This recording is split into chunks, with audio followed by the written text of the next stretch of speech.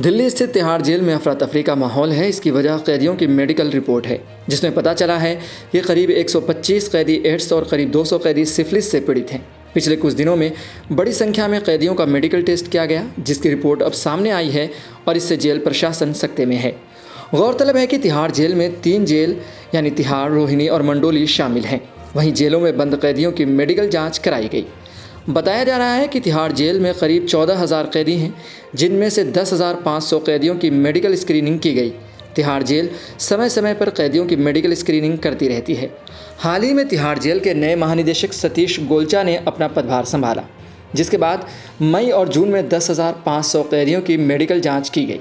मिली जानकारी के मुताबिक 10,500 कैदियों की HIV जाँच की गई, जिनमें से 125 कैदी पॉजिटिव पाए गए, यानी 125 कैदी एड्स से पीड़ित हैं। हालांकि यह ध्यान रखना महत्वपूर्ण है कि इन कैदियों को यह बीमारी नई नहीं है, बल्कि अलग अलग समय पर हुई है और जब ये कैदी बाहर से जेल में आए थे तो उनका भी HIV पॉजिटिव परीक्षण किया गया था।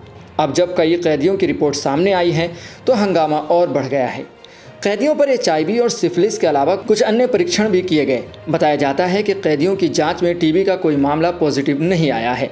तिहाड़ जेल के सुरक्षात्मक सर्वेक्षण विभाग ने एम्स और सफदरजंग अस्पताल के सहयोग से महिला कैदियों के लिए सर्वाइकल कैंसर परीक्षण भी किया था।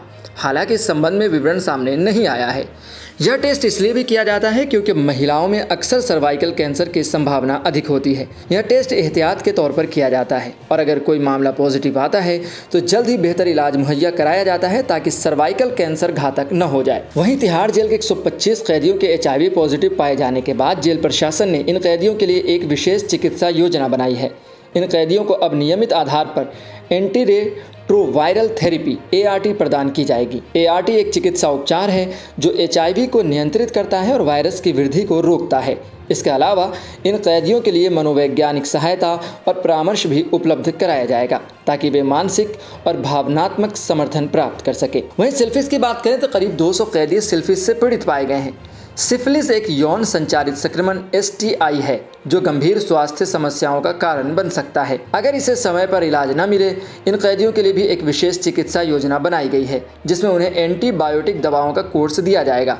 इसके अलावा जेल प्रशासन ने यौन स्वास्थ्य और STI की रोकथाम के लिए जागरूकता कार्यक्रम आयोजित करने की योजना बनाई है ताकि कैदियों को इन बीमारियों के जोखिम और उनके प्रबंधन के बारे में शिक्षित किया जा सके। इस घटना के बाद तिहाड़ जेल के मेडिकल इंफ्रास्ट्रक्चर में सुधार की योजना बनाई जा रही है।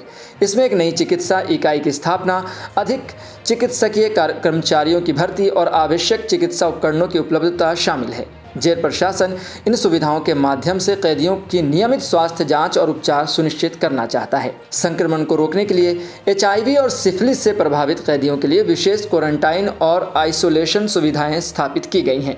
इन कैदियों को सामान्य आबादी से अलग रखा गया है ताकि बीमारी के फैलने का खतरा कम किया जा सके। इसके साथ ही जेल प्रशासन ने अन्य कैदियों और स्टाफ को संक्रमण के संभावित प्रसार के बारे में सूचित किया है और एहतियातन उपायों का पालन करने के निर्देश दिए हैं।